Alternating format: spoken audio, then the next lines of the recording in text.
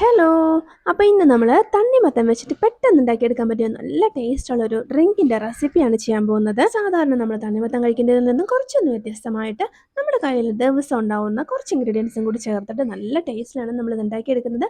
അപ്പോൾ ഇതെങ്ങനെയാണ് ചെയ്യുന്നതെന്ന് നോക്കാം. നമുക്ക് നേരെ വീഡിയോയിലേക്ക് പോകാം.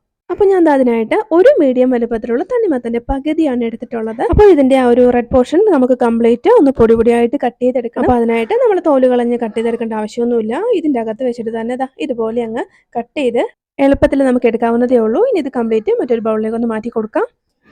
അപ്പോൾ ഇതേപോലെ കംപ്ലീറ്റ് ഞാൻ കട്ട് ചെയ്തെടുത്ത് വെച്ചിട്ടുണ്ട്. ഇനി നമുക്ക് ഇതിൻ്റെ ആ ഒരു തോട് കളയേണ്ട ആവശ്യമില്ല. ആ ഒരു തോടിൽ തന്നെ നമ്മൾ ഈ ഒരു തണ്ണിമത്തൻ റെഡിയാക്കി സെർവ് ചെയ്യുകയാണെങ്കിൽ ഒരു പ്രത്യേക ഭംഗിയായിരിക്കും കാണാനും കഴിക്കാനും ഒക്കെ. ഇതേപോലെ ഞാൻ ആ ഒരു സൈഡ് പോർഷൻ മാത്രം ഒന്ന് വി ഷേപ്പിലാക്കിയിട്ട് എടുത്ത് മാറ്റി വെക്കുന്നുണ്ട്. ഇനി നമുക്ക് ഇതിലേക്ക് കുറച്ച് ഐറ്റംസ് ഒന്ന് ചേർത്ത് കൊടുക്കാം. അപ്പോൾ അതിനായിട്ട് കുറച്ച് വലിയ ബൗളിലേക്ക് ഞാൻ തണ്ണിമത്തൻ ഒന്ന് ഇട്ട് കൊടുക്കുന്നുണ്ട്. ഇനി ഇതിലേക്ക് ചെറിയൊരു ഫ്ലേവറിന് വേണ്ടിയിട്ട് 1/4 ടീസ്പൂൺ അളവിൽ ഏലക്ക പൊടിച്ചതിട്ട് കൊടുക്കാം. ഇനി ഇതിലേക്ക് നമുക്ക് ഒരു 2 ടേബിൾ സ്പൂൺ അളവിൽ പഞ്ചസാര ഇട്ട് കൊടുക്കാം. പഞ്ചസാര ഇപ്പോൾ കുറച്ചിട്ട് കൊടുക്കുക. ലാസ്റ്റ് നമുക്ക് നോക്കിയിട്ട് വേണമെന്നുണ്ടെങ്കിൽ അതിനനുസരിച്ച് ചേർത്ത് കൊടുത്താൽ മതി. ഇനി ഇതിനോടൊപ്പം തന്നെ നമുക്ക് വേണ്ടത് 2 ടേബിൾ സ്പൂൺ അളവിൽ തന്നെ കണ്ടൻസ്ഡ് മിൽക്കാണ്. അപ്പോൾ അത് ഞാൻ 2 ടേബിൾ സ്പൂൺ അളവിലാണ് ഒഴിച്ചു കൊടുത്തിട്ടുള്ളത്.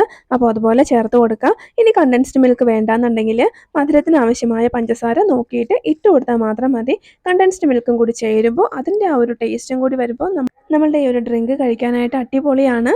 അപ്പോൾ നന്നായിട്ട് മിക്സ് ചെയ്ത് കൊടുത്തിട്ടുണ്ട്. ഇനി ഇതിലേക്ക് നമുക്ക് വേണ്ടത് തേങ്ങാപ്പാലാണ്. അപ്പോൾ ഞാൻ ഒരു 2 കപ്പ് അളവിൽ അത്യാവശ്യം കട്ടിയുള്ള തേങ്ങാപ്പാൽ എടുത്ത് വെച്ചിട്ടുണ്ട്. ഇത് നമുക്ക് ആവശ്യാനുസരണം ഇതിലേക്ക് അങ്ങ് ഒഴിച്ചു കൊടുക്കാം. അപ്പോൾ നമ്മൾ തേങ്ങാപ്പാൽ കുറച്ചൊന്ന് ഫ്രിഡ്ജിൽ വെച്ച് തണുപ്പിച്ചിട്ട് ഉപയോഗിക്കുകയാണെങ്കിൽ കുറച്ചും കൂടി ടേസ്റ്റ് കൂടും ഈ ഒരു ഡ്രിങ്കിന്. ഇനി നന്നായിട്ട് എല്ലാം കൂടി ഒന്ന് മിക്സ് ചെയ്ത് കൊടുക്കാം.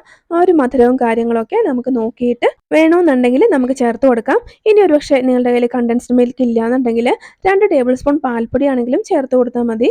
ഇനി അത് രണ്ടും വേണ്ടാന്നുണ്ടെങ്കിൽ സ്കിപ്പ് ചെയ്തേക്കാം. പഞ്ചസാരയും ഈ ഒരു തേങ്ങാപ്പാലും തന്നെ ഈ ഒരു റെസിപ്പിക്ക് ധാരാളമാണ്. അങ്ങനെ തന്നെ കുടിക്കാനും നല്ല ടേസ്റ്റ് ആണ്.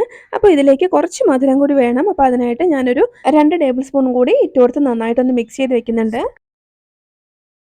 പിന്നെ ഇതിലേക്ക് വേണ്ടിയിട്ട് ഞാൻ 1 ടീസ്പൂൺ അളവിൽ കസ്കസ് കുറച്ച് തേങ്ങാപ്പാലിൽ ഒന്ന് കുതിർത്ത് വെച്ചതാണ്. ഒരു 2-3 മിനിറ്റ് കൊണ്ട് തന്നെ നന്നായിട്ട് കുതിർന്ന് കിട്ടും. കുതിർന്ന ശേഷം ഇതിലേക്ക് അതും കൂടി നമുക്ക് ചേർത്ത് നന്നായിട്ടൊന്ന് മിക്സ് ചെയ്ത് കൊടുക്കാം. ഇപ്പം നമ്മൾ എല്ലാം ചേർത്ത് കഴിഞ്ഞു. ഇനി ഇതുപോലെ ഒന്ന് ജസ്റ്റ് മിക്സ് ചെയ്ത് കൊടുത്താൽ മാത്രം മതി. നമുക്കിങ്ങനെ തന്നെ കഴിക്കാം. അതല്ല നന്നായിട്ട് നല്ല ഐസ് ക്യൂബ്സ് ഒക്കെ ഇട്ട് തണുപ്പിച്ച് കഴിക്കാനാണെങ്കിൽ അങ്ങനെയും കഴിക്കാം.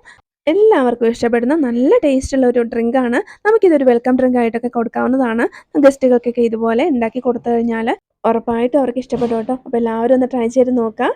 അപ്പോൾ നമ്മൾ നേരത്തെ മാറ്റി വെച്ചിരുന്ന ഒരു തണ്ണിമത്തൻ്റെ തോടിൻ്റെ അകത്തേക്ക് തന്നെ ഇതുപോലെ ഒഴിച്ചു കൊടുത്ത് സെർവ് ചെയ്യുവാണെങ്കിൽ കുറേ കൂടി അട്രാക്റ്റീവ് ആയിരിക്കും. അപ്പോൾ ഇത്രയേ ഉള്ളൂ. നമ്മുടെ വീഡിയോ ഇഷ്ടപ്പെടാനൊന്ന് ലൈക്ക് ചെയ്യാനും നമ്മുടെ ചാനൽ ഒന്ന് സബ്സ്ക്രൈബ് ചെയ്ത് സപ്പോർട്ട് ചെയ്യാനും മറക്കല്ലേ. അപ്പോൾ നമുക്ക് മറ്റൊരു നല്ല റെസിപ്പിയുമായി വീണ്ടും കാണാം.